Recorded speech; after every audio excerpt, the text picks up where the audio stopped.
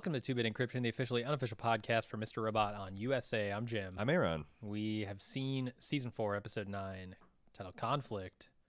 No conflict in this episode. I was surprised by the title. What'd you think of this one? Is that an actual 409 error code, or is this the first one that they just said, really? It's just 409 conflict? Apparently. Really? Huh. So I want to break this out in two parts. I think this episode is actually really good. It's exciting, and it's gripping, and the hacking is above average with a couple of important points of dissent. And I thought like the stuff between White Rose and Price was incredible. I thought the stuff between like Darlene and Mr. Robot was incredible. And I quite like seeing the Deus group get their comeuppance, and it felt appropriately triumphant. The other part of it is that this is kind of like Luke Skywalker blowing up the Death Star and Star Wars. It's fucking awesome, but it doesn't really make a lick of sense that this guy shot down this moon in a space plane. And this hack, like I said this, like was it last week or the week ago? It's like kind of like, meditating is like, how do you destroy the wealth of the top 1% at the top 1%? Like, it's not going to be as simple as like the Joker sitting on a literal pile of money in the Dark Knight and covered in gasoline and burning it. It's got to be something more complex than that. Lo and behold, that's exactly what Sam Esmail chose to do. And this is why I invented the term tot dab, the one thing that drives me absolutely batshit about this show, because I don't think Sam Esmail either understands economics or he chooses to endorse this kind of Star Wars economics where the bad guys have an economic Death Star that can be destroyed by a person in a one-man fighter plane. Yeah. And that makes zero sense to me. It kind of really fucks up with my sense of disbelief, but there it is. The Death Star was exploded. It was fucking awesome. I'm there for the throne room celebration, but it's also a lot more sci-fi fantasy than I was prepared for. But I should have been prepared, because that's how all the economic stuff has kind of, for as good as the hacks are, the economics of this show have always been absolutely Looney Tunes. Yeah, and I'm going to try until we get to the very end of the episode to lean on the awesome part of blowing up the Death Star rather than harping on how you can destroy a moon with a space plane.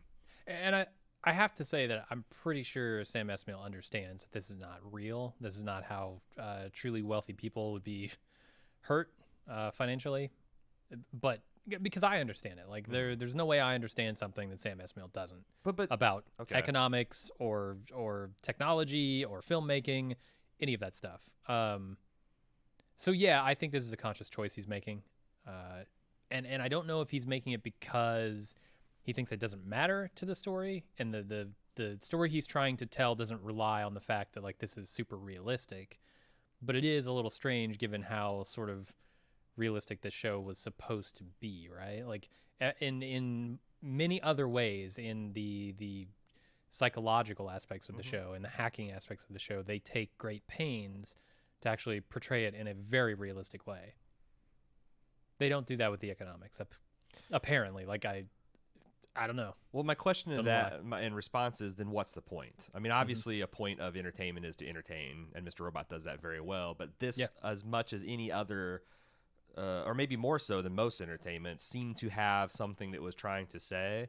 And if it's just drawing light, maybe it's just to draw light to this problem, because essentially the docs part of this is the Panama Papers that literally happened 3 years ago, and it showed a vast, insidious international conspiracy of the very wealthy to deprive the countries they live in of tax revenue, and to steal wealth from nations, and to hide it in criminal offshore accounts. And it named names, and it named it named amounts, and it outlined how this all happens, and zero has been done about it. So maybe this is like a way to draw attention to that. It doesn't seem like it. It seems like, because it seems like this is as big a fantasy as anything else. And I'm like, I watch this, and like if it has a point, the point I take away from it is the only way you can beat the the wealthy criminals running the world is through some kind of fantasy means. What you need is the master sword from Zelda. You need to go to the 3rd graveyard on the 4th gravestone. You need to push it, and instead of a ghost popping out, there'll be a staircase, and you go down there, you trade 12 heart containers, you get the magic sword, and you go take it to Death Mountain, and you fuck. No. Turns out that's just a boomerang. That gets you the key you need to unlock the first. And I'm like, that's depressing. Dungeon, and then you gotta get through them all. Yeah. That's just depressing. Right. I don't know. That's the takeaway. But it was really awesome when they blew up the Death Star. I have a couple of defenses that maybe I think the show is trying to lay out of this whole scenario. Lay it on me, because I'm actually. Well, we'll get into it, I think, as we go through the episode. Because okay. I want to point out the places where it's trying to do something other than just saying we took their money, we win. Yeah. But yeah, we'll get there. Should we start with the recap? Yeah, let's do it. Okay. We start off with Mr. Robot and the rest of Elliot's family of alters gathering in the boardroom of their mind. There's a lot of talk about what this room is, but they're discussing the latest developments in Elliot's psyche. Mr. Robot decides he needs to finish Elliot's mission, and afterward he'll, quote unquote, show him what he did, which is very ominous. And that Darlene might be the one who can actually help Elliot. And they talk about the mom aspect of this personality, or whatever the hell it is. Talks about how this poor boy has been asleep so long we might lose him forever. Hasn't woken up since. Interrupted by, well, that's not true. He woke up for Darlene, and I'm like, that's interesting. The whole what did he do? Like, some people are speculating that the what he did was beat his dad to death with that baseball bat. I've seen it thrown around that perhaps he caused the Washington Township and some problem. kind of adolescent or pre-adolescent hacking attempt. Yeah. Something. There are a lot of theories out there. None of them have like conclusive proof. I don't think conclusive proof exists so far. So 2 weeks ago we didn't have time to talk about all the feedback we got, and one of the feedback I had to skip was by AJV, and he talks about this concept of an Alderson loop. And I want to just go ahead and read his email now. So, hey guys, I had an interesting programming nugget that relates to the concept of an Alderson loop. Essentially, it's an infinite loop that occurs when you're iterating through a loop that breaks specific conditions, but those conditions are not actually attainable. Easiest example is if you code an error box to pop up that can only be dismissed by clicking OK or cancel, but you don't actually have an OK or cancel button on the error box. That's actually, I think, the canonical Alderson loop. Is some dude at Microsoft, last name Alderson, created a dialog box, could only be dismissed by hitting OK or cancel and forget to put the buttons there. I've never heard that term, though I intimately understand the concept. Sure. I didn't either, actually. A few times. Like, I've been doing computer shit since I was like 12 years old, and I'd never heard it referred to as this, but here you go. I don't think it's a stretch to apply this metaphor to Elliot, who has been in an endless loop of denial and pain that can only break out of once he fully admits and accepts the horrors his father had inflicted upon him when he was a child, which was revealed in this episode. So I read that, and then this week in researching the show, I read people talking about this Alderson loop concept and the fact that, like, we know that Elliot has a series of personalities that he's mentally locked up and compartmentalized. That's been baked into the show since season 1. And we also know that there's a lot of statements where this iteration of Elliot that we see, that we become our friend that we've become acquainted with over the years, is a recent construct.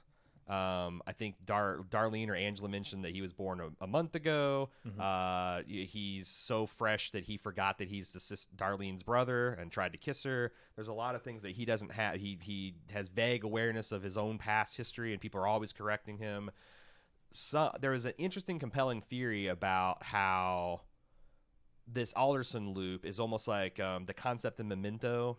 That you have this man who's driven by a trauma. If you haven't seen Memento, it's about a guy who is trying to find a murderer of his wife, and he can't, but he's got severe short-term memory loss where he can't form new memories. Every 5 minutes, his life resets to his awareness of right after she dies. He's got various ways to keep track of what he's doing. He's got Polaroid cameras. He makes notes on his body. He tattoos important facts on his body. But one of the reveals in that movie is that there is a other person who is taking advantage of his condition to use him as like a hitman, to like feed him false clues and information and send him after different targets. One of the most interesting theories, I think, is that there's a conspiracy amongst his personalities to like use this damage in the system to like, you know, have him do something useful with his life. So essentially, you know, we know that right before we started following him in this show that he got went through a court process that sentenced him to mandatory counseling because he set a server room on fire. There's this theory that he might have caused something to go wrong in the Washington Township, that there's like these personalities essentially reset the main Elliot and point him in a new direction to cause mayhem each and every time. And I kind of like that like the mom or the Mr. Robot is like, you know, kind of using him as a digital hitman. Yeah, it's interesting concept. The one thing that I don't want them to do with that concept is to return to it at the very end. That would feel bad to me. Well, because if we just start the loop over again as the finale. Yeah. Well, I mean, that's like one of the leading. I know. Yeah, I was reading some of this stuff. One of the leading proponents of it is saying that that's exactly what's going to happen. That like you're going to have he's going to wake up and there's going to be a hello friend, and he's going to forgot everything that happened in the last 4 episodes or the last 4 seasons. I guess I would be okay with that if the world has changed, and this episode maybe seems to say that it is. So yeah, I guess like it's a sad ending for Elliot, I think, but it could be a better ending for all of humanity. Well, but it's like one of those things where it's like this is the latest try that they've done that they've tried to get even with the world.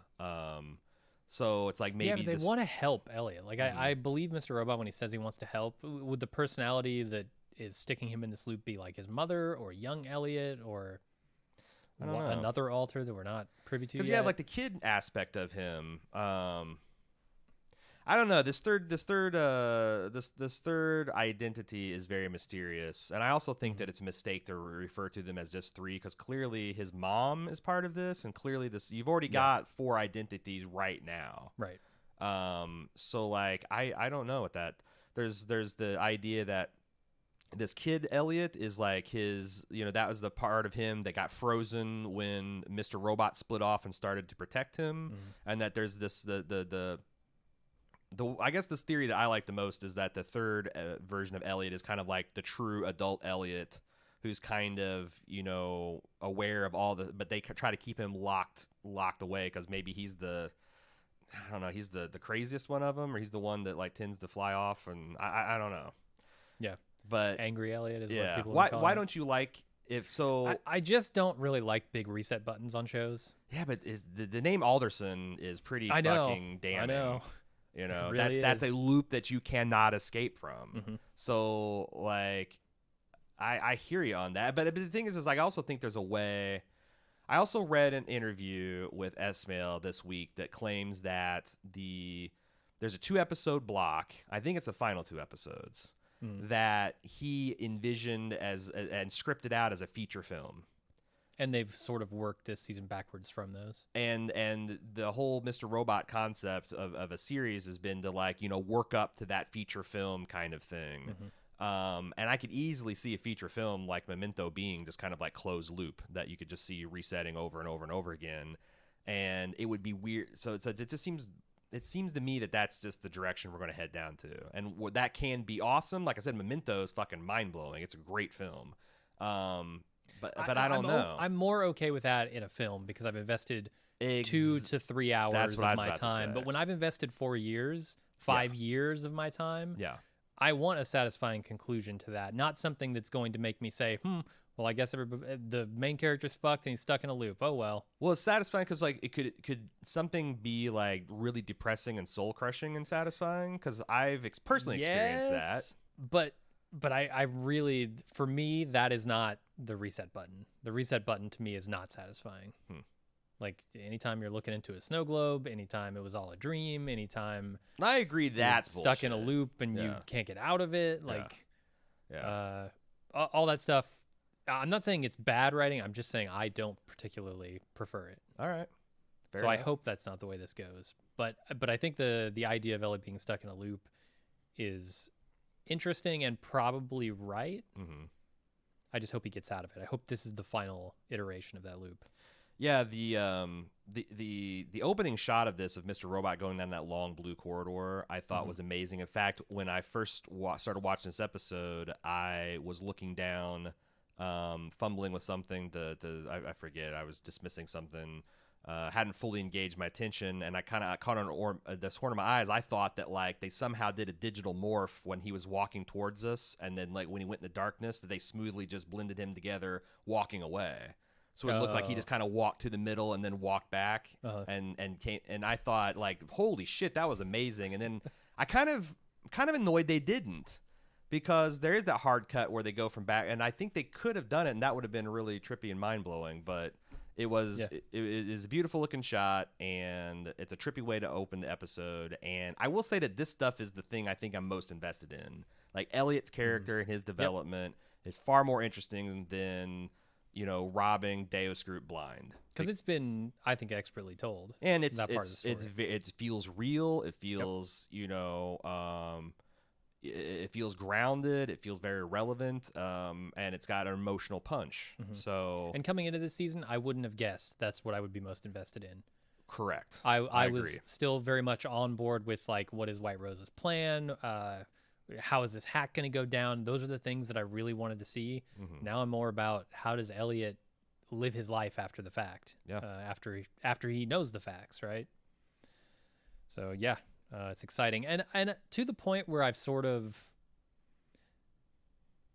like, White Rose's machine is just a footnote at this point to me. But we've got 4 more episodes, and I'm thinking a lot of it has to do with that. Every single time I try to think about what White Rose's machine is, I just like, I don't fucking care, because the Congo thing is got to be busted, right? Like, this is such tight timing, absolutely. And you know, this like unless they're going to hit the reset button on that, and it turns out that, and I think that's more what White Rose's breakdown is about. Yeah. Right. Like I said, we'll talk about it. There's going to be a delay. She ran out of time. But I don't know, because the other thing is the way everyone... I would be inclined to think one of the reasons I'd be on board with this being like, you know what, this is actually a false victory, because it's not that easy to destroy wealth, yada, yada. But everything about Zhang / White Rose's performance told me that they believed that this was a death blow to their efforts. Yeah. And let's save some of that for the scene when we get there, because there's a lot of stuff I want to talk about. Okay. Around that. So the next scene, we move on. Mr. Robot continues with the hack, along with Darlene, who realizes it's actually not Elliot she's speaking with, and has a million questions, just a million. Mr. Robot answers exactly 0 of them. Philip shows up, which, to be fair, she's kind of being cagey herself, because they both had a pretty fucking full day. Oh, yeah. Full Christmas day. And neither one of them are telling each other shit. Yeah. If I'm comparing days here, I think Elliot's had it rougher. He's been hit by a car. He's been chased by the police. Found out his dad molested him. Yeah, had to come to grips with that at gunpoint with a insane person. Yeah, he's gone through a lot, and Darlene, you know, was almost killed, but involved in some stranger lost drama. Her girlfriend. I don't know what she is at this point, but yeah, there's some bad shit happened to both of them. But yeah, I do Mr. love Robot's the fact that over.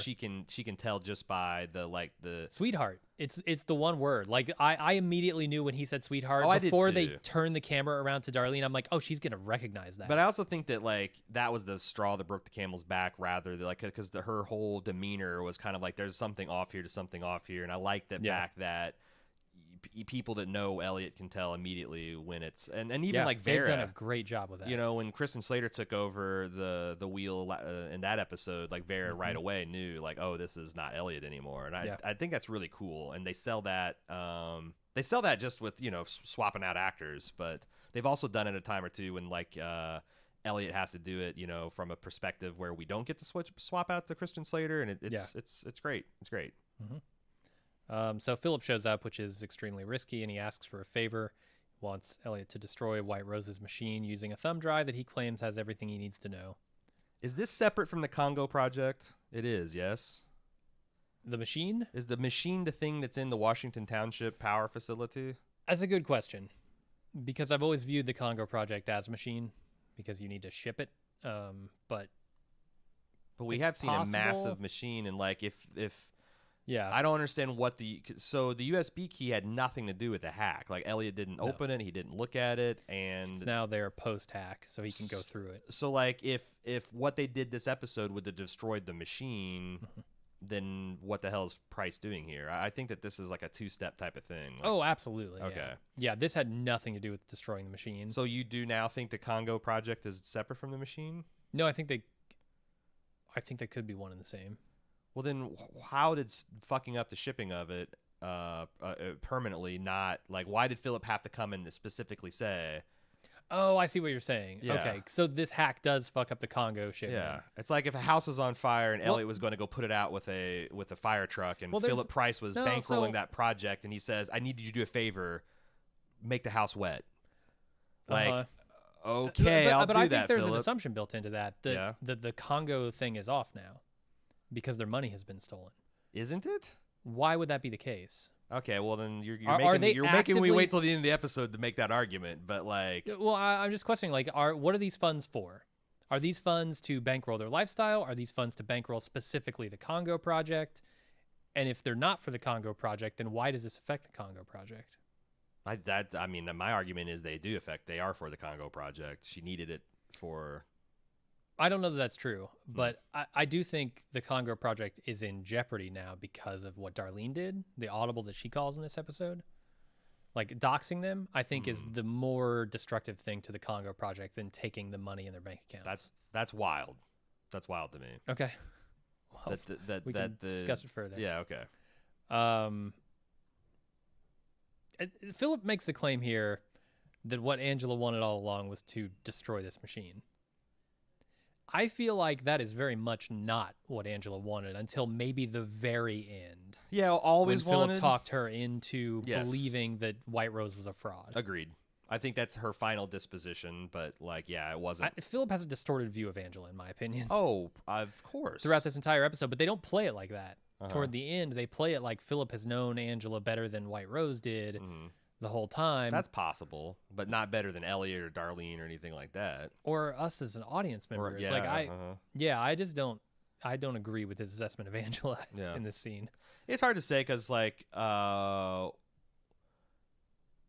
I think that if Angela understood White Rose being behind her mother's death, then you could say that what she's always wanted was to destroy the thing that hurt her mom. And then there's a brief period of time where she got brainwashed by White Rose into thinking that that she needed to actually support it because that's how she would get her mother back. That's how they could reset and put everything back to the way it's placed. And then when that illusion was shattered, she was back on to fuck what I now understand to be the thing that caused my mother's death, this White Rose project. So, I don't know. It's some Ben Kenobi certain point of view shit. That's exactly what I was thinking. I like that they set up here this sort of vulnerability in the plan because this plan with the two-factor authentication codes sort of requires Elliot to tip his hand before the hack is complete. And it sets up a lot of stakes with these codes. Like if somebody gets suspicious, and they need them all, they need to run us all simultaneously because if they spring any part of the trap first, then at least one person will be able to get away. Yeah, and importantly, they could shut down, the transfers, right? Like if somebody gets wise to this, calls up the rest of the deus group, and just sends a text like we're being hacked, the plan could go off the rails. Yeah. So good stuff there. Mr. Robot explains the hack as Philip arrives at the meeting. Unfortunately, White Rose is the only one there. Robot answers some of Darlene's questions about Angela off screen, and Darlene says how much she misses Angela. And then Philip and Mr. Robot both realize something is wrong with this meeting. So Mr. Robot and Darlene start digging, and they figure out there are now 2 meetings happening. One with Philip and White Rose, and the other one with the rest of the deus group. Yeah, they hacked Wellick's phone to see his calendar so they could see that he got invited to the right one. But this sets up unintentionally, this sets up the tension because now they've got 99 of their targets at one location and one that's stubbornly in this other location, and they have to be at 2 places at once. Yeah, this is much better than just going through with the hack the way it was planned. Calling these audibles during mid-hack are what I kind of live for with this show. Sure. And it's kind of half right that because last week I said it would be really cool, I think, if Darlene came and saved the day. And she does. Like she's but they in the end there's like a Wonder Twins power activate. They both had to do their thing at a very high level, and it was also very the time pressure was insane. Like the amount of time that they had to do all this complicated stuff was like what 15 minutes of real time. Yeah. And the way Angela, her audible, like you said, well, we could, I don't know, maybe we won't. The way Angela's audible is forced of calls, like actually. You mean Darlene? Darlene, yes. Yeah. The way Darlene called the audible to get these people exposed to where she could get their phone sniffed or whatever, put a big clock on Elliot's side of the equation. Right. So it's like the way this stuff kind of elegantly worked. Like I said, I really like all the hacking aspects. There's a couple things I quibble about, but I like the way it went down. So Philip reveals to White Rose that Tyrell won't be coming to her meeting as Darlene goes to the new meeting site and Mr. Robot stays behind to get White Rose's number. How much of this hack and when do we want to describe it? Because I feel like you could easily get lost in this hack and not understand what's going on. And I wanted to kind of provide for people who aren't as technically savvy as the really hardcore Mr. Robot viewers. Yeah, I mean, we can if you want to walk us through, and I'll chime in. I think we should wait a couple of scenes until we get to the actual part of the hack that it takes off. Starting to get stuck in an Alderson loop of all the things I got to remember to talk about at the further in this episode myself. Yeah. It's a complicated episode. If Jim says wait, then I sleep. There's a few great lines in this episode from Philip where he's talking about Tyrell. He's saying, yeah, I heard he wanted to travel to the Southwest in a 65 El Camino, wind whooshing in his hair or whatever. And just the flippant way he's dismissing all of these grand plans. Plus he's got this perfect, like, old guy voice and such a punchable face. Yeah. And I'm an old man. I gave up on foreplay. Let's skip right to the part where you try to fuck me. And they're a smug off because they both feel like they've got the other by the short curlies and only one of them's right. And they kind of like play back and forth between the power and like who's got the upper hand. And it's great because these are both really great actors and really despicable characters. And yeah. It's a lot of fun. It's a lot of fun to watch. Here's where I think they're laying some of the groundwork for what I think is the actual thing that gets to White Rose at the end. Philip says, I'd expect a mutiny when the Deus group realizes that Tyrell won't be in attendance for your meticulously planned meeting. I think what they're trying to say with that is it's not so much about the money here. It's about the faith of the Deus group members. And if you don't have that, you have nothing. Because like when you pair this with the idea that like Zhang, White Rose, whatever, has built the Deus group from the ground up for decades, the idea that she could do anything without them is a pretty unbelievable one. Well, and also they set this up with that exposition bomb that Philip, the Price like unleashed 7 episodes ago, where that the Deus group is going along with her on this big plan, but it's increasingly skeptical and begrudging. Right. Like, okay, well, I guess we owe the White Rose our loyalty because they haven't given us a bum steer yet. But there's been increasing grumbling, increasing concerns that like this is kind of a stupid plan, that people are making fun of them behind their back. And Tyrell's a weak choice for CEO anyway. Yeah. So they've set this up pretty nice that where this is kind of like a Waterloo situation. Like this kind of loss of faith could be devastating to White Rose's global domination going forward. Right. And I'm thinking that's what they're trying to go with more than the money, but I mean, the money's part of it. They also go with the money. Yeah, the money's part of it for sure. So after did you look up this matotoxin? Because the thing that she said that she's going to inject into Price, that was his like quick death. No, I looked into it and it's like this form, and it's incredibly deadly, but I couldn't figure. I don't know what it actually does to you and what kills kind you of, probably. Yeah, probably kills you in your sleep painlessly, I guess. But I don't know. Okay. It's a really exotic. I'd never even heard it before. It's like, I wonder what. And then there's just like a 3-page Wikipedia article where it's like super lethal in mice. Apparently, it opens up all your calcium channels. Have you ever had your calcium channels open, Jim? Twice a week, yeah. Let me tell you. If they all get open, good night. So White Rose assistant suggests that they call an audible on this plan and shut down the meeting, get everybody out. When White Rose refuses to do that, his assistant quits, or her assistant quits.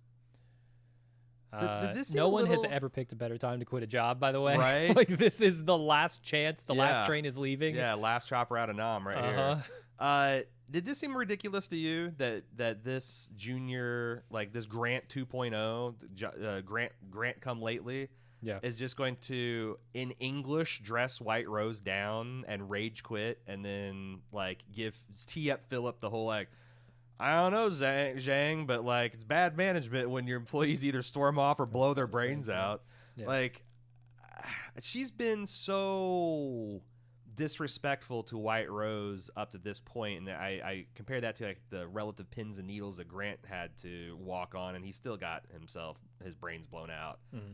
I don't understand why. She must be someone really important to White Rose. Like, is she a niece, or... I'm trying to think of, like, why he would allow this to happen. Like, when she storms off, why doesn't he snap his fingers and the Dark Army shoot her? It's a good question. I get the impression over the past few people who've been close to White Rose that there's a grooming process, that there's some kind of, like, establishment of trust and all those things, just based on a lot of stuff that Irving said last season. But that's the problem. It's like the Darth Maul problem, right? You have Darth Maul in episode 1, and you think, oh, man, it's going to be the big baddie for the whole trilogy, but you kill him in the final act of the first movie, and then you got to introduce a new one. Yeah. And, like, nothing... So, like, if that's true, and this whole fucking show takes place in the what, 7 months? So Grant was, like, her second in command? Yeah, they got the problem of they haven't shown us the grooming process for these people, and so we don't know why White Rose is so trusting and why the assistant would have...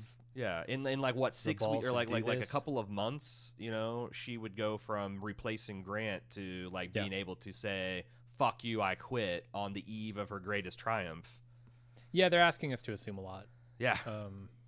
Which... Kind of makes me think that they should have kept Grant around. Maybe humbled Grant, or bring Irving back. Everybody wanted them to anyway. Bring Irving out of retirement. Have him sitting there on the beach at the beginning of the season, getting a phone call. Man, how much better? Okay, the season couldn't be that much better, but with Irving, it would be that last, like, 1/10% that I really wanted. Like imagine Irving storming out. Oh man, yeah, it would have been a lot funnier. A lot funnier. Right. Yeah. Because it's not only she storm out that, like, I thought switching to English was a disrespectful, really big fuck you, like really adding salt to the wounds, you know. So, and it was played that way, like Price, like, going, whoa, you know, he's like such an asshole. He's like the guy at the bar listening to a couple fighting and, like, you know, audibly reacting to it. Right. It's like, come on, man. Got something to say, buddy. Yeah, so then we go to Darlene scoping the new meeting location, and it does not look good. This place is impenetrable. We get a tour of the facility via some of the deus guests and also the hotel employees. That certainly doesn't help the situation, but Darlene has an idea. I really like this tour through the thing. It feels like it's a fucking Hitman mission briefing. Right. But also... it really serves to show us how locked down this place is, right? Like, because in any other fucking movie, I'm thinking, okay, we're following this server, and then she's going out to smoke. She kind of looks a little like Darlene, like she might be up to passport. I thought we were going to see Darlene. Yep, and they shut that shit down, telling us no, everything like, you even thought the waiters are not allowed to get around. Like, it's like, now get the fuck back in the building. You can't. Yeah, it's a brilliant piece of filmmaking. I think. Agreed.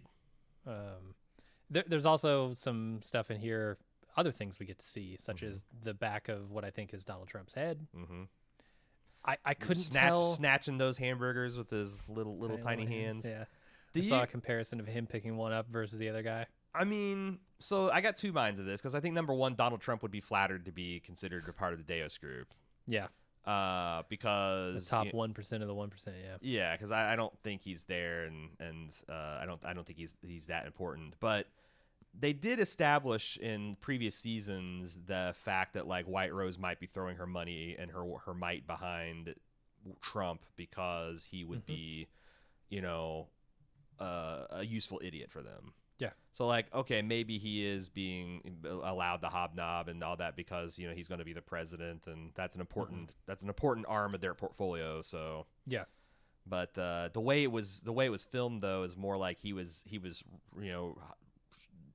equals with these people, and that's a weird thing for Sam Esmail to assert, I think. Sure. Yeah. I'm gonna give him the benefit of the doubt though.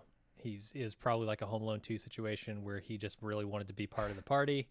He says, "Look, if you guys are going to film in my hotel." Is Cipriani a Trump facility? No, I have no idea, but it would be funny if it was. Yeah. I need to shake Macaulay McCulkin's. I need to Macaulay McCulkin's. What's this guy's actual name? Macaulay Culkin. Thank you. I need to shake his hand. I need to meet Mr. Robot. Right. I need to look him in his big eyes. How about this? We give you a burger. Sold. Sold. Done. Yeah. I was also wondering if the guy that we follow through most of this hack is not like a Ukrainian ambassador. Yeah. Perhaps. Like, interesting. How far down does this dig go? Right. I don't know. It's a weird dig because, like I said, if I was Trump, I'd be flattered. Yeah.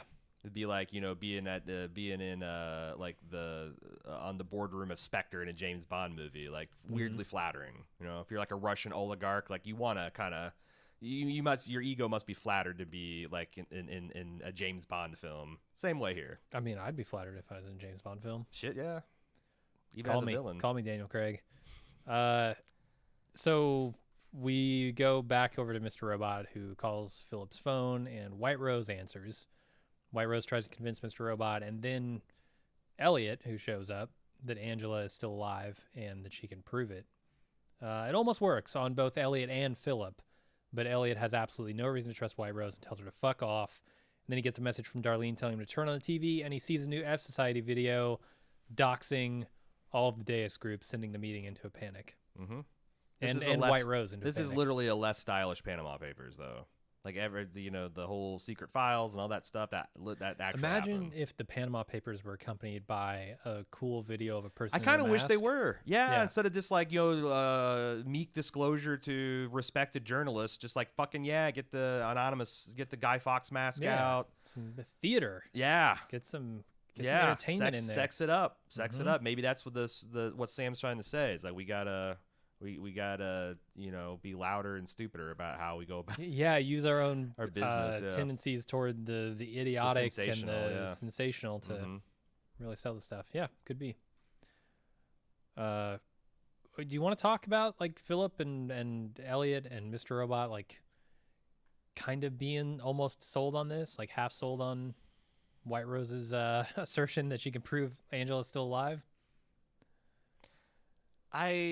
No, well, I don't know what to say about it because all the times I've watched this, I was kind of like, I think the guy who plays Philip Price sold it, but like it's hard for me to believe because as he himself says, like even me who saw Angela's lifeless body drug away started thinking that maybe there was some kind of chance. And he also knows what this plan is apparently, right? Sure. Like he hands this drive over, says, "Here's everything you need to know about the machine." Yeah. I think he understands what White Rose is trying to do. And I do think that we will probably see some version of Angela. It's just not going to be Angela. It might be a simulation of Angela. It might be an artificial intelligence replication of Angela. It might be but it won't be actually Angela because otherwise they need to explain to me how Philip and we all saw Angela's brains get blown out on his back lawn. So... but I do think the way they're talking about it is there is going to be some version of that happens. It'll be counterfeit.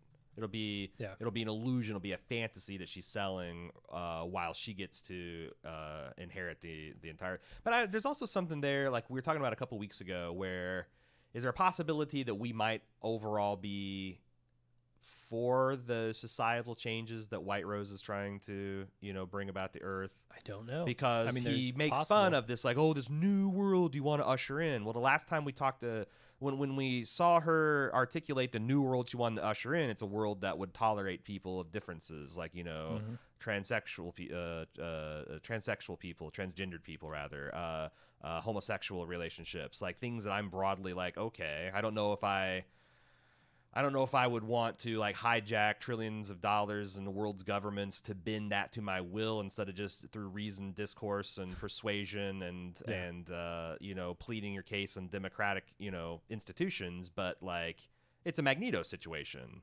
like I wonder if they're playing with that because when Philip Price said, "Oh, your whole plan and your glorious new world that you're trying to build," it's like I don't know, maybe we would want to live in her glorious new world. It's just we don't approve the methods. Yeah, it's entirely possible. We don't know yet. Yeah. Got to see what that is. There's another thing in this scene that felt very dissonant to me, like the music. The music in this scene is trying to tell me, it's trying to convince me as an audience member to trust White Rose. Mm-hmm. It's building and building to the promise of seeing Angela again. And I very much felt the show trying to force me into some kind of sympathy toward White Rose here that I knew I shouldn't feel. And then the music just falls off a cliff as soon as Elliot says no. Pierces that illusion. Yeah, and it was really effective as an audience member. I thought all the music is really good. I think the badass hacking music was like some of the... I mean, it's hard to compete with what Reznor and his composing partners doing on The Watchmen. Yeah. But there was a couple of, these like really bass-heavy hacker themes and motifs that I was really grooving to. I feel like television as a whole has realized how important music is lately. Yeah. You got Ramin Djawadi out there doing his stuff. Pay some fucking professionals to do some good work, and it pays off. Absolutely. I do so they did that. The whole hopeful music's good. The only critique I had is the triumphant music that they play towards the end was a little bit... Is it because you didn't feel like this was a triumph? Dude, I'm going to be honest and say that, like, yes, my bias towards that could affect it, but I also thought it was a little bit royalty-free SoundCloud. Okay, sure. A little bit of, like, off-brand explosions in the sky. I feel you. A little bit. Whereas the other stuff I felt like was like, this is original and it's exactly what the scene needs, and... So, but it could be my own personal biases against how I felt about the hack itself. Speaking of the hacks. I don't know how we're going to recap this next 15 minutes or so of the show because... Pretty threaded. It is. It's very threaded, and it's all tied together with Philip's speech to White Rose and the climax of the hack. And a narration by Mr. Robot at the end that says we won. And running on all 8 cores. How? Should we just say, like, the hack happens, and then I can kind of explain what the hack is? Sure, let's do that. Okay. So what are they trying to do here, Jim? So they're trying to get the phone numbers of all the deus people. And that was established episode 2, maybe, when he runs down, like, what the deus group is, and they're all in all safe, and Ellie comes up with the idea, we got to get them in the same room, we got to set a meeting. All this starts back then. Mm-hmm. They got to get the phone numbers of all the people in the deus group, so they can use those phone numbers to get the credentials to transfer out all the money, essentially. Because they have the accounts, they have the credentials, but they don't have the 2-factor authentication. And what that is if you've ever logged into something with a password, like your bank, and then your bank wants to text you a number, and you respond and you plug that in, that's 2 factors authentication. Right. 2 different ways to authenticate. Yeah, and so there's a lot of complicated stuff technically going on here. Like Darlene's plan is to use something called like an IMSI interceptor or something to basically capture all the traffic going from the phone, between the phone and the cell tower, so that she can collect their phone numbers. Yep, and then run them against a Python script that just matches phone numbers to accounts. From the Cyprus National database that they took in the previous heist. Right. Because obviously there's thousands of phones hitting that cell phone tower. She's narrowing it down to the ones that match up with the information they know on the account. Well, they haven't even hacked that cell phone tower, right? Like that's the thing. She's just getting all of the numbers that connect to that cell phone tower at all. Yeah. So it's not really about narrowing it down. The search against the database is matching phone numbers with the actual accounts. Yes. So the other part of this that Elliot is doing is White Rose is the one straggler, and they need, like we talked about earlier, to do all the accounts at the same time, so they won't be alerted until it's too late Right. that something is gone wrong. So Elliot has to get White Rose's phone number, and he doesn't have the IMSI equipment that Darlene has. They only had one physical box that they could use here to capture phone numbers. So he's got to find another way, and his way is to essentially phish the telecom employees' passwords and, well, their authentication credentials from them. So what it looks like when phishing is when your grandma clicks on a link from her quote-unquote bank that they says, say, like, your social security number has been deauthorized. Yeah, click you on need this to call link, us now. Yeah. Click on this link and log in. That link is not your actual bank site. You put in your username and password. Now they have your username and password. So and they use that to Elliot needs one out of probably hundreds of these telecom employees to be stupid enough to fall for it in a 15-minute stretch. And it has to specifically be a Christmas, telecom employee that has those credentials, right? Yes. Like, he tries a whole bunch of credentials, Yes. but only one works because that's the first employee he comes across who is high enough level to have access to this tower. Yeah. And all this is a little bit improbable that you would be able to do this in such a short period of time. It's cutting it real close. Especially once the senior, like, they'd be the last people to click on a link like that. You know, you would think so, to give up their passwords. Like, I thought phishing was pretty fucking hand wavy at this high level of a hack, but whatever. It's somebody was stupid enough, or I've been in situations where could you get like somebody my bosses were not smart enough to be trusted with the information that I had to trust them with because they insisted. Yeah, you know, like. You know, almost every boss I've ever had in a company wanted the master password to the network, and I'm like, that's just a really bad idea because I know your data hygiene, dude.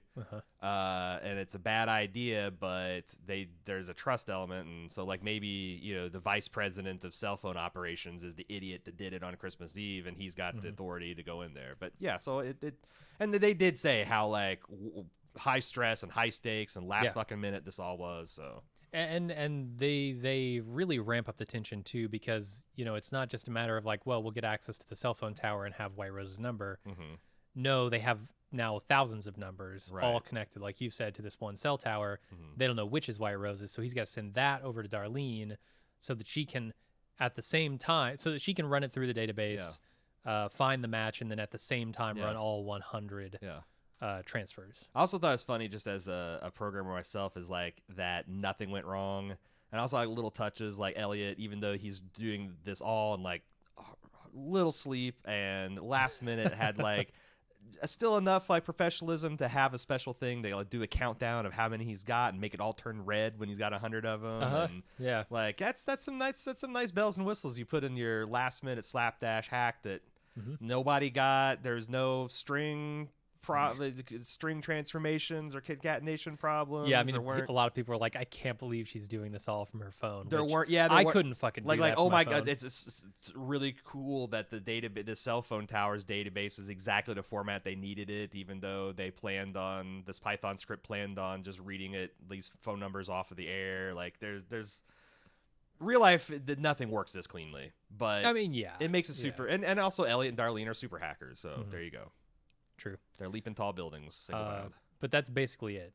That's the entirety of the hack. Now, here's the thing. I think it all checks out more or less. Here's the thing that's one of the top dab things, is that these bank employees have to. They're so secure they require these physical fobs that are a much much stronger security than the cell phone based two-factor authentication, because as we saw in this episode, that can just be sniffed over the air.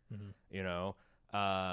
But all these like powerful Deus group guys just get like a code, a 6-digit code sent to their cell phone, like your grandma at her. Well, that's another layer. Chase Manhattan account, right. Yeah, but it is another layer, right? Because they had to get through both of these layers. So it wasn't like they weren't protected by the fob; they just weren't protected by their own fobs. That's what I'm saying. Yeah. So I guess, like, I don't know.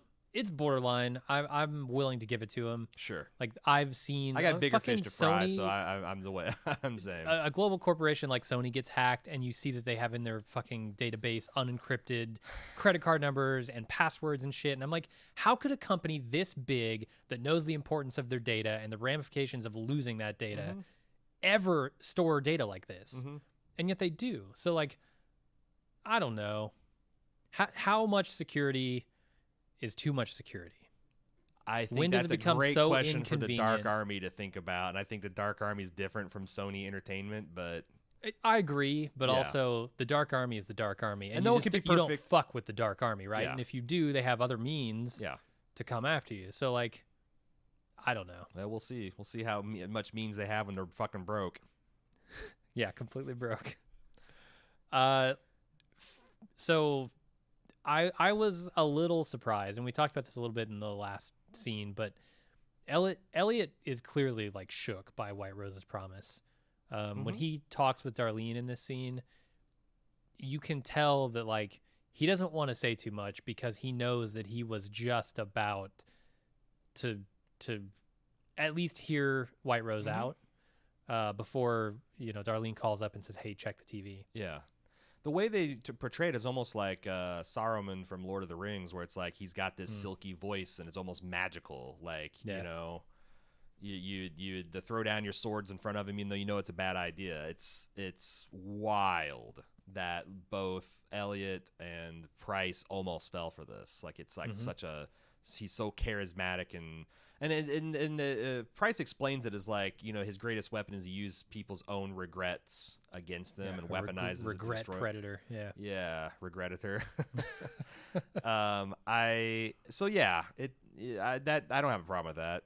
Yeah, BD Wong's fucking amazing. He'd probably talk me into a couple things I'd regret. Yeah.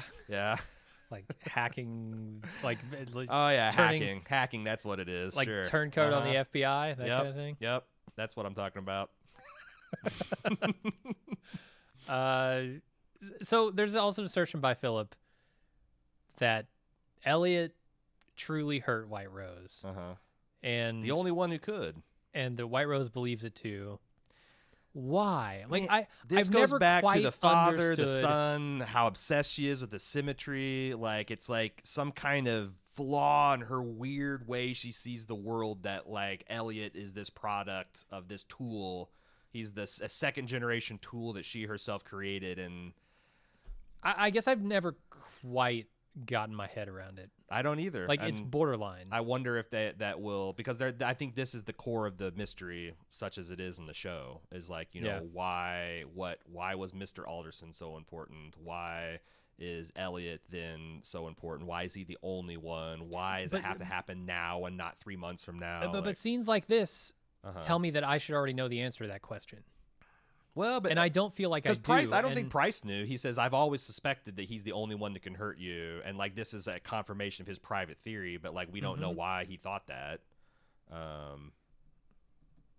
I think it's tied up in like I don't know. I think it's tied up in her some kind of weird sense of irony and time and like using. It is. But the problem here is, I think some sort of weird, like, all of those adjectives, all of those descriptors are why I don't quite have my head around it. And I don't know if I'm supposed to be feeling that or if I'm supposed to have already understood exactly what Elliot means to White Rose. Well, I'm feeling that, and I read a lot of stuff on the internet and a lot of email, and it seems like nobody's got so like if you're feeling lost, you're in good company.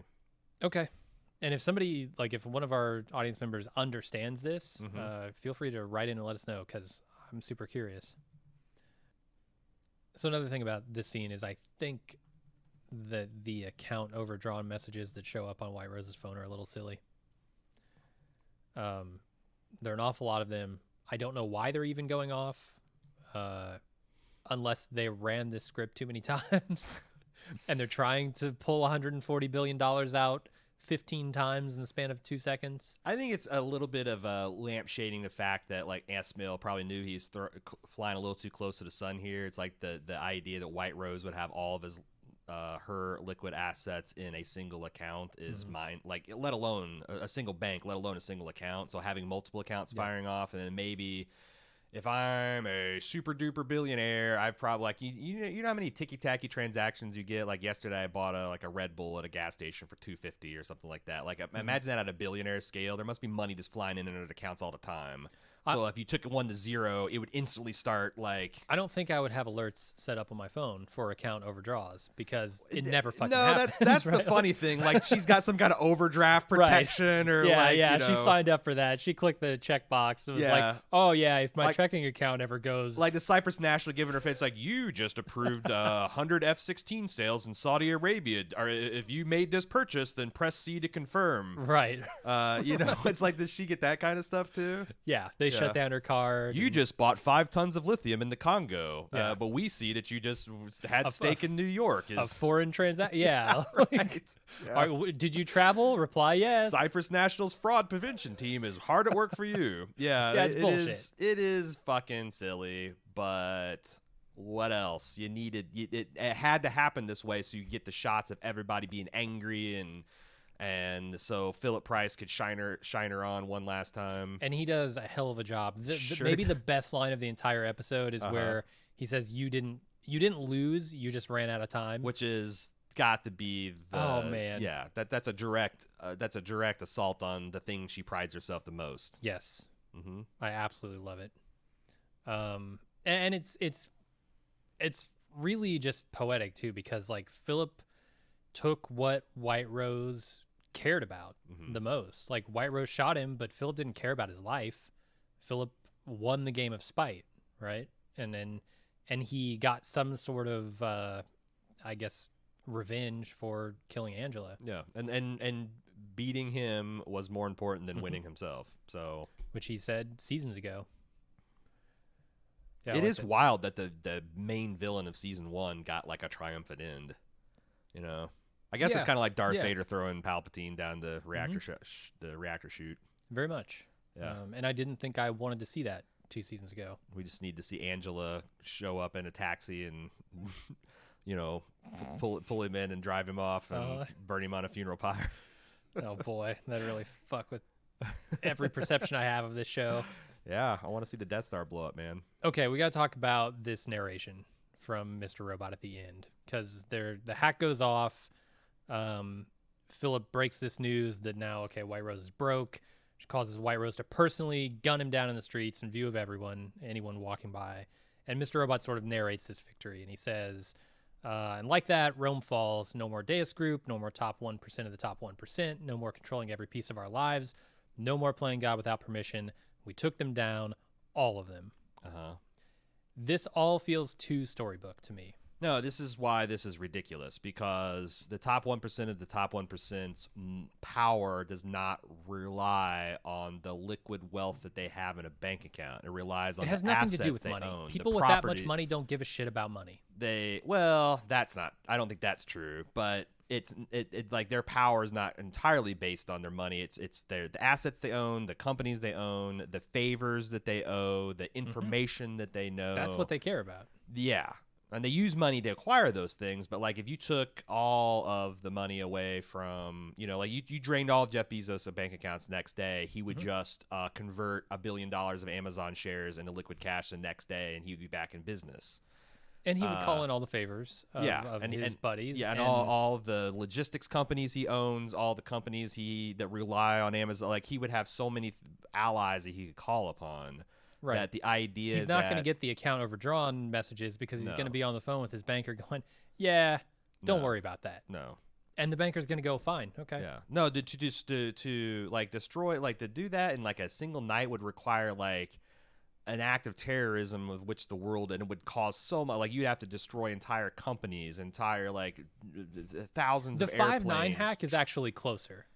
The 5.9 hack, if you wipe away enough records of things like real estate ownership, so you just make business impossible to conduct. And not just for those rich people, but for everyone. That's disrupt the entire economy. That's closer to something that might have an effect. But you have, just like in the 5.9 hack, you'd have massive collateral damage because like, the actual destroy the wealth, you have to destroy the things that all the value that they have, and that's not just the zeros and commas they've got in their bank account. No, and you have to disrupt the connections that they have, which I think is the more compelling argument here for why White Rose might have this reaction. Yeah. I think it's the trust of the Deus group.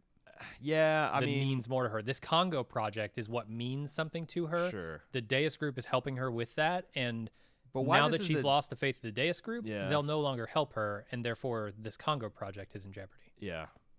Yeah.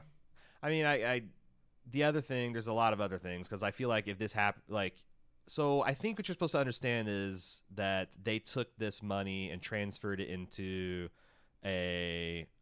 like some kind of Bitcoin or cryptocurrency account, and then just threw it away. Kind of in much the same way that there's like some dumb fuck in the UK that has like $200 million worth of Bitcoins on a USB drive that he's trying to find in the junkyards of London or whatever. Like, it's something kind of Elliot did. He transfers a digital wallet and then deletes the digital wallet. I think it went into Romero's estate. Oh, that's really? what I think. Yeah. I mean that I think is implausible, because there's not enough. There's not enough like cryptocurrency. The market cap on Bitcoin is like a few billion. They did show that like maybe that they're being hoisted by their own petard a little bit, because one of the things they did in response to the 5/9 attack is use that lack of faith in the currency and economic systems to press this e-coin thing on the world. So maybe, you know, maybe that is something that could be done. But it just also feels like at the end of the day, on a hack of this scale, that what you could just do is restore from backups and just put everybody back. Yeah. People are talking about a lot of solutions. Fork this money would not be crypto in one bank. It would be across many different banks in many different countries. They'd also have piles of like real, like, you know, non-liquid but close to liquid thing, like gold and silver investments. And this is to impossible. Take out Jay Leno's wealth, you'd have to get his garage too. Sure. Like, you can't take the money in his bank account. Right. Exactly. Yeah. Exactly. So, but they needed to have a Death Star that had to have a thermal exhaust port that is not shielded, and the Empire doesn't think that a single man fighter can, you know what I'm saying? It has to be silly so that it can work, and it can be a crowd pleasing moment. So here's the other thing. Let's throw this monkey wrench into our objections. The entire time, the threat that I think Elliot has been surviving under is that he will go public with all of White Rose's Congo plans if he's killed. I think he's got this dead man switch. The release is all of that. Now, Darlene's just gone ahead and done that. So in my mind, the more devastating thing here is not the money. It's about essentially the loss of White Rose's lover forever. Like, White Rose believed with this project that she could bring him back somehow, right? So now that everything is public, the Congo project isn't going to happen, most likely. The Deus group isn't on her side anymore. Everything she's worked 30 years for is gone. That, to me, is the more obvious reaction that she has here. Even though Philip is saying, "You're broke. We're all broke. Ha ha ha ha." I don't even think Philip quite understands it, because Philip doesn't know the things about White Rose that we do. Plus, he thinks it's a bunch. The other thing is, he thinks it's a bunch of bullshit, which it could be, but White Rose doesn't think. Right. Her plans are bullshit. Yeah. So I don't know. I don't know if the Deus group, and that's what makes me think that maybe this storybook narration that we got is going to prove to be false. So in what way? Mistaken. In that we didn't actually get the top 1% of the 1%. This barely affects them at all, like we're saying, because there was that scene where Irving, I think, took Elliot to the building or whatever, and showed them partying in the height. So they don't give a shit. Like, you destroyed the economy, they're still partying. They don't care. Because once this gets put back together, are going to make more money off they'll this. buy it all for pennies on the dollar. Right. This is an opportunity to them. Yes, exactly. So I wonder if that's not the same thing that's going to happen here. And it would still be devastating to White Rose because the project is now dead. No, I don't. Yeah, I mean, I don't. Man, I just don't know. To me, I think this story is going to be White Rose is now a wounded animal that is lashing out, and her back is to the wall, and she's going to come after. In fact, it's kind of bizarre to me that she makes eye contact with Elliot. She has her goons right there. It seems like she could just be like, run across the street and get that fucking twerp in the hoodie, that pipsqueak in the hoodie. But I don't know. Maybe it's more of like she just like she's she just like freezes up, like she can't even process what she's seeing. The fact that this is the guy's wife, I don't know. But like obviously there's going to be uncharacteristic for her. There's 4 episodes left, and at least an episode or 2 is going to be the wrath of White Rose. Some of that will be dealing with Elliot's other alter, showing what he did, quote unquote. But yeah, there's a lot of time left. But in this I series. also am. My expectations are going to be that I'm expecting this to be definitive. That this is essentially, that point in the movie where the villain is beat and they can no longer win and they're wounded, but they can still kill the hero. Yeah. And I think that's, even though I don't think it's plausible, and for all the reasons we just talked about, I think that's what Sam Esmail wants us to think and believe. And now we got to see White Rose strike back, and then we have to have Revenge of the Elliot and a Return of the Elliot, or I don't know, the Return of the alternate personality, and then we'll be fine. All right, 2 other things I want to talk about. Okay. This last scene is White Rose calmly applies her makeup, and the FBI comes knocking. And what in my mind I am picturing is a Scarface-esque battle rages in the halls of her It's home. just those automatic weapons and people screaming. Yeah. How many Christmas trees got dashed to the floor? I heard Sam Esmail shout, "Say hello to my little friend." Lots of Christmas trees hitting the floor. Hello, in parentheses, to my little friend. Yeah. There's just Christmas trees just stacking up like so many FBI agent bodies. It's grim harvest being reaped down in that lobby. So did the FBI expect this kind of resistance? Because clearly they come I don't armed. think so. No. Did the doxing include the Dark Army connections? Because maybe they might Well, expect so it. my thing is that like they were on the move because of the Dominic thing. They're going to respond to Dominic. She's going to tell them exactly what's going on, and they're going to be in motion by the time. Like, I don't think the FBI mobilized this hit squad in like 15 minutes. I think they've had a couple hours to prep this, and I think they think that they're going to roll up on some high-placed Chinese diplomat, and they'll probably have armed security. I don't think they're expecting a fucking army to fight. Yeah. Because like clearly next week is not going to end with, or they're not going to start with White Rose in handcuffs Or being killed. Yeah. Yeah, no, it's she's going to fight her way out of this, and then Elliot's going to try to fight his way out of it. And that's the thing. I don't see how Elliot wins. Like, there's lots of evidence that Elliot, if he's not stuck in an Alderson loop, is going to be in a body bag at the end of this season.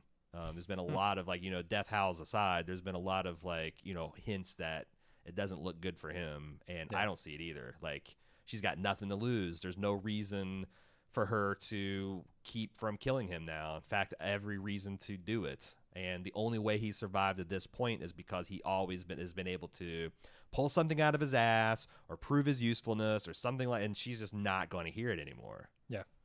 So how does he win at this? I don't know. I don't know. Probably doesn't. Joey Badass. Yeah, Joey Badass versus the Dark Army. Yep, sure. I got him. Yep. Dom Wick, Joey Badass. You got a real problem on your hands, Dark Army. Yeah. The other thing that I want to talk about briefly is Darlene's promise to Dom that she could save her from her fate with this hack. Turned out to be true, I think. Yeah, I think so, yeah. Yeah, assuming she survived that stabbing, which I hope she did. Mm-hmm. Yeah, she actually did it. Yeah. I think that's that if my headcanon's right, then we're going to find out that Dominic is oh man, that would suck if she's actually somehow leading or like on the scene of the raid, and she ends up getting. I could see that too, like her in a car outside, like following it on a radio, and she's wounded. And I kind of want a confrontation between her and White Rose. They've had one. Like, she would recognize her, absolutely.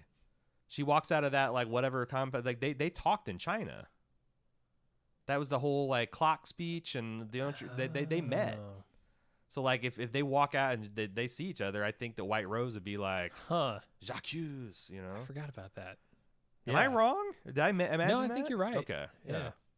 She was certainly in that hotel where the massacre happened. Yeah. I thought that they had a meeting with director Zhang. Oh, yeah, you're right.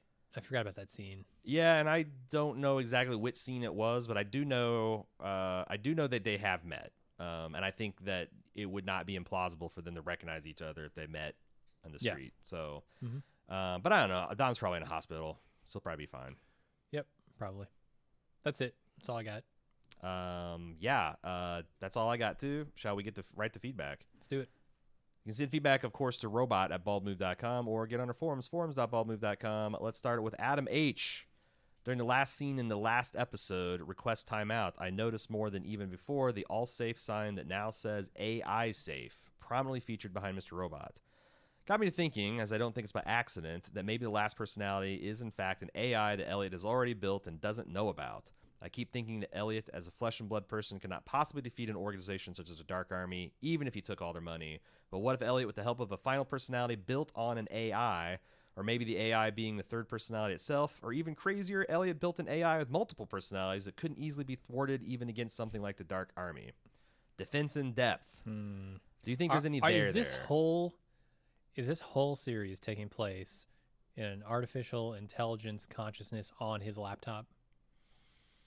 I mean, that's. I mean, you're not being. Are you being serious? No, I'm being okay. Because I'm like, come on. I just told you that I wouldn't like that ending. Yeah. There was, man. I remember there's a theory a couple years back, or a season or two back. It said something about there was an implication that Elliot might have a chip in his head. Yeah, I heard some people saying that. Yeah, and that there's that he was an actual robot. Yeah. Well, or he's like a cyborg, something to it. It's like I don't know, because Sam Esmail's public comments, and maybe he's a liar, pants on fire, is that this isn't as sci-fi as you think, and that's why I'm really keeping my expectations modest. I don't think there's going to be some Matrix thing. There might be some kind of like virtual reality, or primitive, some way that like I'm thinking of like that concept in like Rick and Morty, where you've got a Rick constantly reliving his the first time his daughter said I love you, and they just farmed that like maybe you can like plug into something that like makes you feel safe and secure, and but to what end? Like, is that something you're going to put the whole world into? Like, if I take Esmail at his word, it's not going to be that sci-fi. But the one kind of saving grace I've got is that that White Rose believes in a project that is actually crazy and dumb and won't work. Yeah. Which I think is entirely possible. People, very much so. Rich people can be blinded by their own biases and by their own grief, and look at the Hyperloop. Yeah. Well, I mean, or like what was that? The Theranos. Sure. Yeah. You had so many rich, powerful people throwing their money over this pseudoscience shit because they just got caught up in this personality. And look at the Cybertruck. Yeah. So I look at the Cybertruck. Exactly. I'm just throwing shade. There's one man who had a crazy vision that just wouldn't fucking work, and everybody told him it wouldn't, and there you go. I take your point, and I totally agree. I think it is far more likely the White Rose is delusional, she's mentally ill, and it's all been, part of this I want my lover back thing. Yeah. And I'm living in an insane world. Like, yeah. I kind of get it. What was the founder of the Theranos, Elizabeth? I'm glad I don't know her name. Yeah, I think that she hornswoggled White Rose into like not only do I have a device that can do 1,000 blood tests from a drop of blood, but it also can bring back dead lovers. Yes. If I can secure your funding for round 3, I can guarantee that feature will be in. Yeah, that's how it went. Right.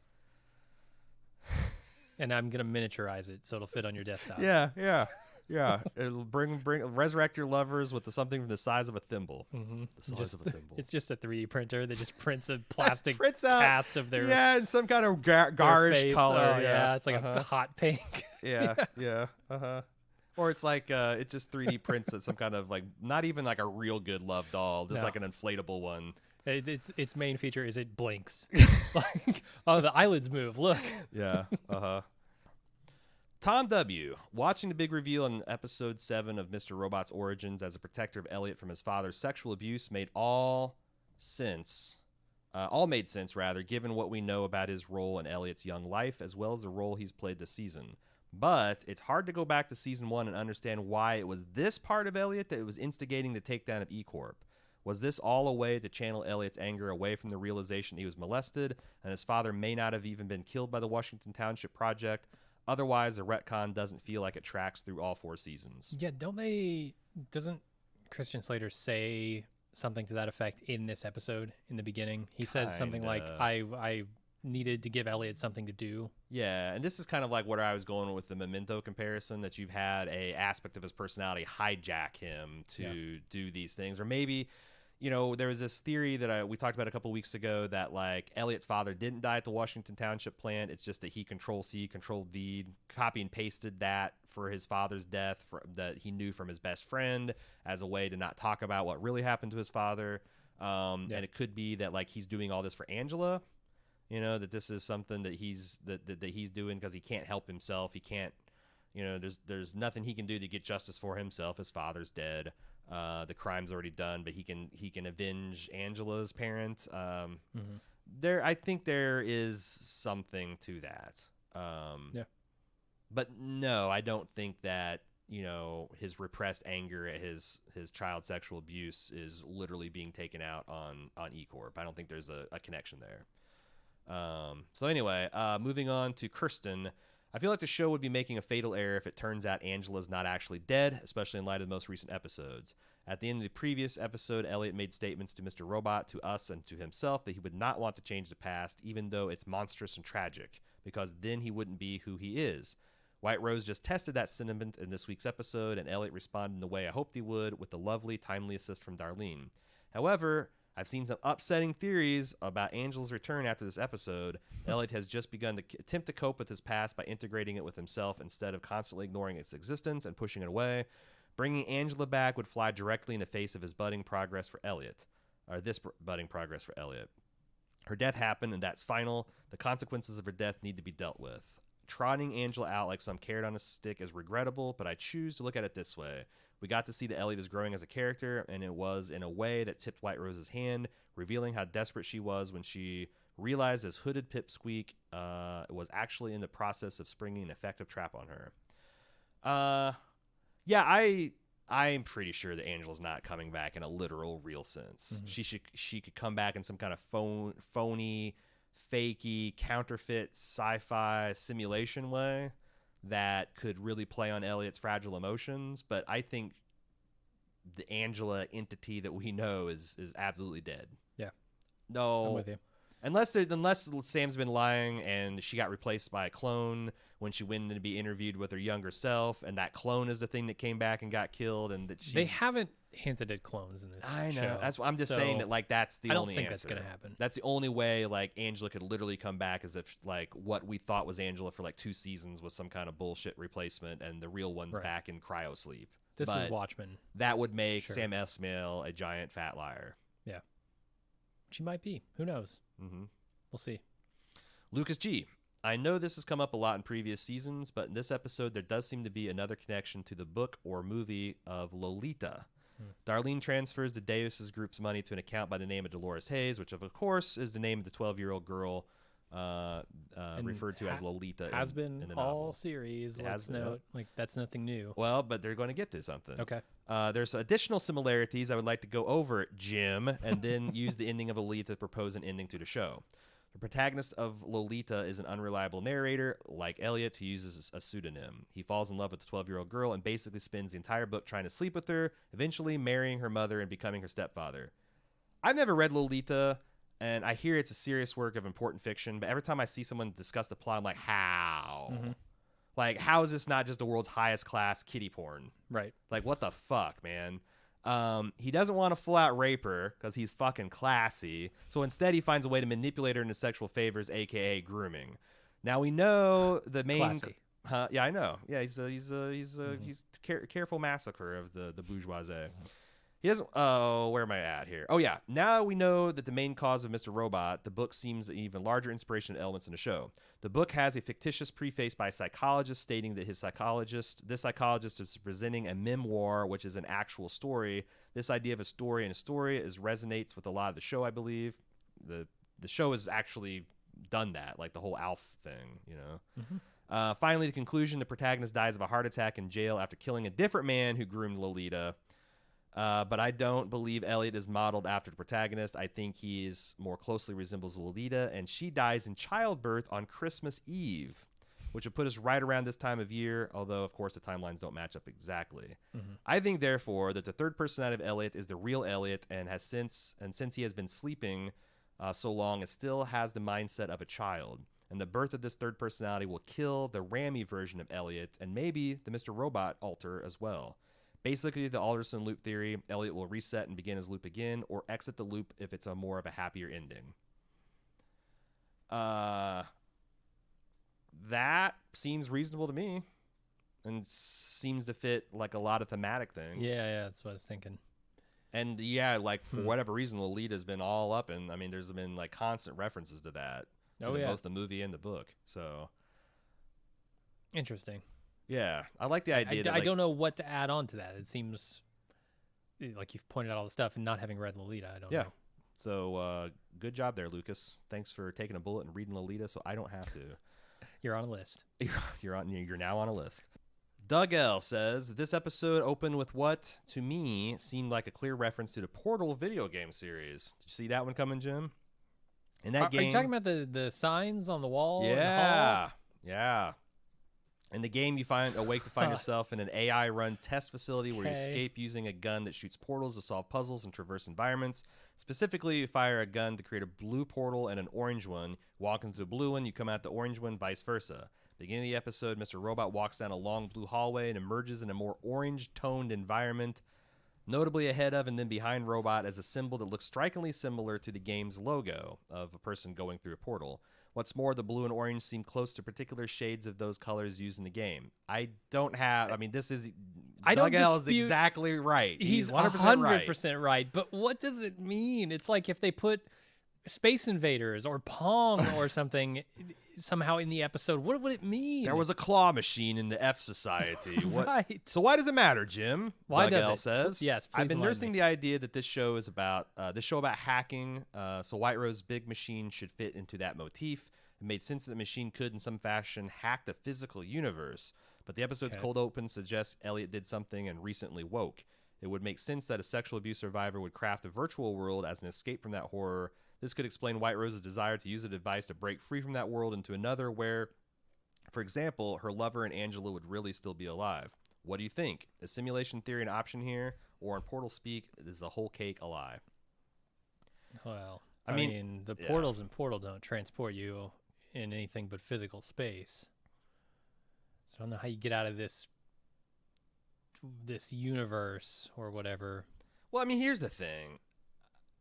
This is a lot like saying, I've noticed several things, such as constant references to Back to the Future and time travel. Like, they are clearly baiting some kind of big sci-fi thing. Yeah. But also they're publicly stating that it's not actually going to be a big sci-fi thing. So I don't know how I actually feel about that. This is kind of like a cognitive dissonance that I've lived with for a few years, that Mr. Robot seems like it's about one thing, but it's actually about something else. Like, and I'd actually kind of be cool if this whole fucking thing was all about like surviving childhood sexual abuse, and that was it. That was the whole thing it wanted to say. But I don't know. I don't know how everybody else feels about it, because there's still, if you look at the theory threads, there's still a lot of people looking for this android, looking for this AI, looking for this portal technology, looking for time travel, looking for a cyborg simulator. I mean, it's all there. It's absolutely all there to speculate on. I think the difference here, the distinction to be made is the same, is the distinction between an homage and a motif, right? Like, an homage doesn't have to mean anything within the context of a work, but a motif and a theme would. So if these Back to the Future references are simply that, references, just homages to something that they love, that to me feels a lot more like what they're going for. Except than if it's just those Back to the Futures did pay off in resetting the 5-9 hack.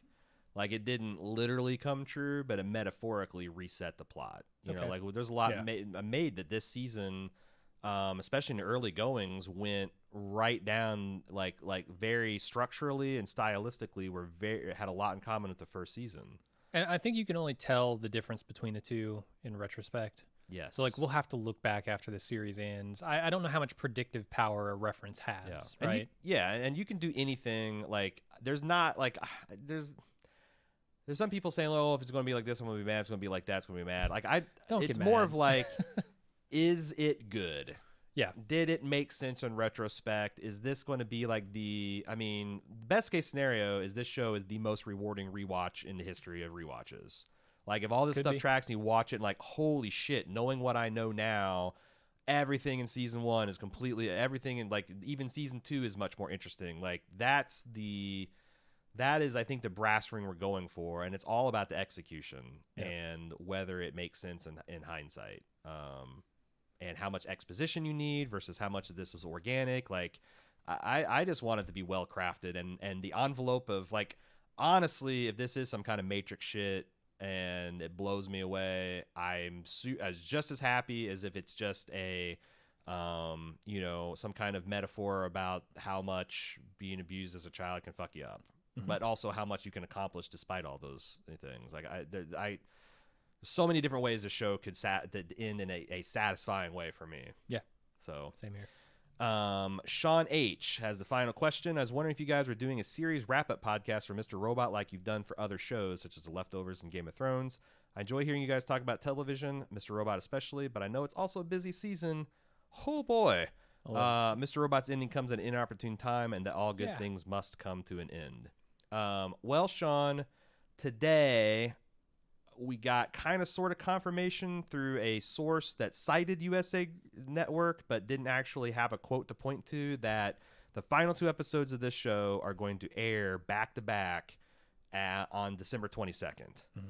And if that is the case, then what I think we will do is take the week of Christmas off and then come back that next week and do probably supersized episode where we talk about the double finale and we consider everybody's final feedback. That'll give everybody an extra week to get it in, and we'll just kind of do a combination supersized wrap-up finale episode. Because what we're not going to do is come in here on Christmas Day. No. I'm not going to tell my 12-year-old, hey, pause on the Christmas present opening. Let me go to the office, record all this stuff, and come back a couple hours later. Right. And honestly, I think even if we did we know what the traffic happens on, like, no one's listening to podcasts on Christmas Day. Yeah. So it's a bummer that the timing works out like this, but I think that's our best option. So that means you'll be hearing our thoughts on the final 2 episodes of Mr. Robot on somewhere in the week of December 30th. And again, since I haven't had this hard confirmed, our plans could change. But that's how we're thinking about doing it now. But that, like I said, that gives you like almost a week and a half to get in feedback, and to think about the episode, and then we can send off Mr. Robot in style, around New Year's Eve, I suppose. So that's all the feedback we have, and that's all the podcasts we have.